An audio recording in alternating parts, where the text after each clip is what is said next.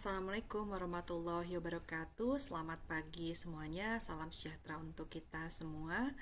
Ya, pada hari ini saya akan menjelaskan tentang materi ketahanan nasional sebagai geostrategi Indonesia. Nah, kemudian materi ini adalah materi yang bersifat singkat dan karena adanya keterbatasan waktu, silahkan selengkapnya Anda bisa membacanya di modul ataupun di video-video ataupun bahan-bahan yang saya upload di e-learning. Oke, kita akan masuk kepada materi ketahanan nasional dan ini ada di modul 11 ya. Nah, eh, ketahanan nasional itu kita sebut sebagai geostrategi. Nah, kita masuk ke dalam geostrategi itu sendiri ya. Em, Kalau di modul sebelumnya kita berbicara tentang geopolitik, yaitu cara pandang politik untuk mencapai tujuan nasional berdasarkan kondisi geografis kita, sekarang kita berbicara tentang geostrategi. Apa kaitannya? Kaitannya adalah kita sudah punya cara pandang politik berdasarkan kondisi geografis. Untuk apa? Untuk mencapai tujuan nasional. Nah, kita perlu strategi untuk mencapai tujuan tersebut agar apabila ada hambatan, ada tantangan, ada gangguan, kita bisa menangkalnya. Kita bisa tahan terhadap tantangan, hambatan, gangguan tersebut. Nah, ketahanan untuk menangkal gangguan-gangguan tersebut inilah yang dimaksud dengan geostrategi. Bagaimana strateginya supaya tujuan nasional kita bisa tercapai ya, dan kalau ada masalah kita bisa menghadapi. Kira-kira seperti itu ya. Kita baca dulu apa itu apa namanya definisinya. Geostrategi itu adalah cara, kan? Cara atau strategi dalam memanfaatkan konstelasi atau kondisi geografis untuk menentukan kebijakan, tujuan, dan sarana dalam rangka menentukan tujuan nasional dan tujuan politik. Contohnya, cara pandang Indonesia untuk mencapai kesatuan, untuk mencapai persatuan. Kita kan konsepnya negara kepulauan nih, bersatu dari Sabang sampai Merauke. Jadi geopolitik kita adalah negara kepulauan. Itu adalah geopolitik kita, cara pandang kita terhadap memandang negara ini. Kita negara apa sih? Negara kepulauan. Itu adalah geopolitik kita. Nah, bagaimana jika kemudian di negara kepulauan ini kita mempunyai wilayah perairan. Kemudian di wilayah yang menjadi yurisdiksi Indonesia, contohnya di wilayah perairan, muncul yang namanya gangguan. Misalnya adanya illegal fishing atau mencuri sumber daya alam ikan kita. Kemudian adanya gangguan-gangguan misalnya perompakan bersenjata di laut. Atau juga kita punya cara pandang politik tentang pluralisme kita, karena kita ini secara geografis ini sangat pluralis. Akhirnya kita mempunyai pandangan politik tentang Bhinneka Tunggal Ika. Nah, kemudian ada gangguan-gangguan seperti radikalisme, mau mengganti ideologi, adanya diskriminasi. Nah, bagaimana strategi kita untuk mengatasi hal-hal tersebut? Itulah yang namanya geostrategi. Jadi kalau geopolitik adalah cara pandang politik kita, nah geostrategi ini adalah bagaimana strateginya agar kita benar-benar bisa mencapai tujuan nasional tanpa adanya gangguan dan hambatan tadi ya. Nah, geostrategi Indonesia kita bisa kategorisasi namanya adalah ketahanan nasional. Tujuannya adalah untuk penegakan hukum, terselenggaranya pertahanan dan keamanan, tersedianya kesempatan rakyat untuk mengaktualisasikan diri, terwujudnya keadilan hukum ya, dan juga sosial, keadilan sosial. Yang terakhir adalah untuk terwujudnya kesejahteraan dan kemakmuran.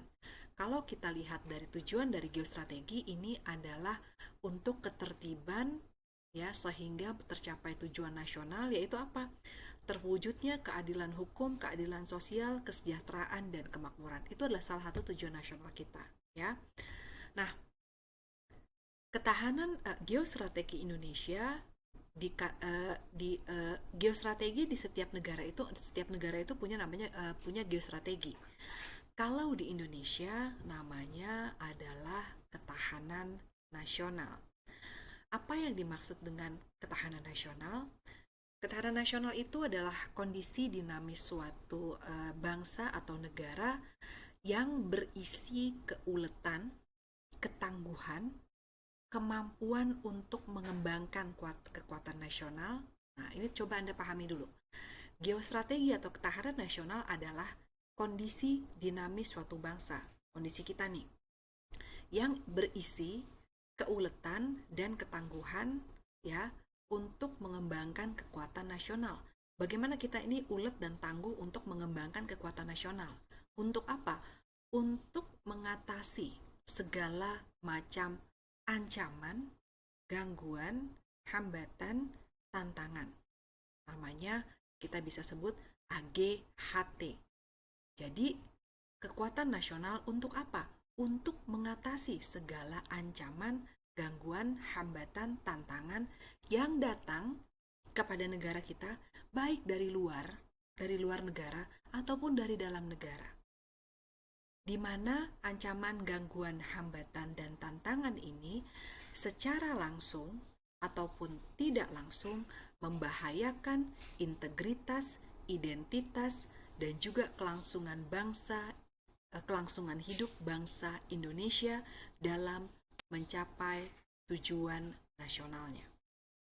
Ya, jadi kondisi ketahanan nasional itu bagaimana suatu negara itu memiliki suatu kondisi keuletan untuk membangun kekuatan nasional untuk menghadapi ancaman, tantangan, gangguan, hambatan tadi.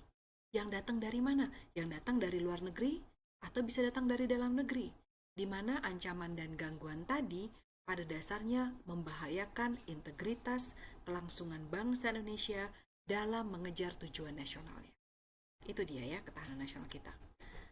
Nah, ini Anda bisa baca nanti ya apa itu makna dari ketahanan nasional. Nah, ini adalah kondisi skema konsepsi ketahanan nasional. Anda bisa lihat di sini ada keuletan dan ketangguhan dari bangsa Indonesia, ya. Ini adalah kemampuan bagaimana bangsa Indonesia mengembangkan kekuatan nasional untuk menangkal nih ancaman, tantangan, hambatan, gangguan. Datangnya bisa langsung dari dalam negeri, dari luar negeri, atau tidak langsung ya. Nah, ini membahayakan integritas, identitas, kelangsungan hidup, perjuangan dari bangsa Indonesia dalam mencapai tujuannya, ya. Nah, ini dia ketahanan nasional kita mempunyai dua sifat, ya. Dua sifat yang pertama adalah bersifat daya tangkal, di mana sifat ini berupaya untuk menangkal segala bentuk ancaman, tantangan, dan hambatan terhadap identitas, integritas, dan eksistensi dari bangsa Indonesia. Itu yang sifatnya daya tangkal. Yang kedua, sifatnya adalah pengembangan atau developmental, yaitu pengembangan potensi kekuatan bangsa dalam bidang ideologi, politik, ekonomi, sosial budaya, sehingga tercapai kesejahteraan rakyat. Artinya, yang pertama kita harus mempunyai kemampuan untuk menangkal dulu hambatan-hambatan yang akan mendatangi bangsa kita, ya, yang kemudian membahayakan identitas, integritas bangsa kita. Itu dia. Yang pertama itu. Yang kedua, kita harus mempunyai sikap developmental, pengembangan diri kita. Ya, kalau misal kita mempunyai daya tangkal yang bagus, kita juga harus mengembangkan diri. Gempuran dalam bidang ekonomi. Artinya ekonomi di dalam negeri harus bagus, UMKM-nya harus kuat, supaya kita tidak dapat gempuran misalnya produk-produk impor terus. Sehingga kita menjadi negara yang konsumtif, bukan produktif misalnya. Nah, itu juga salah satu satu hal yang perlu saya garis bawahi adalah yang namanya ketahanan nasional atau TANAS itu tidak hanya tentang militer saja. Jadi yang modul di sini kita mempelajari ketahanan nasional dalam 5 bidang. Bidang politik, ideologi, ekonomi, sosial budaya, dan hankam. Jadi yang harus menjadi pihak-pihak stakeholder yang harus mengembangkan konsep ketahanan nasional ini bukan hanya militer tetapi juga pemerintah dan juga warga negara ya. Nah, itu saja materi dari saya tentang ketahanan nasional, semoga bermanfaat. Terima kasih bagi yang sudah menyimak. Kita berjumpa lagi di materi selanjutnya. Assalamualaikum warahmatullahi wabarakatuh.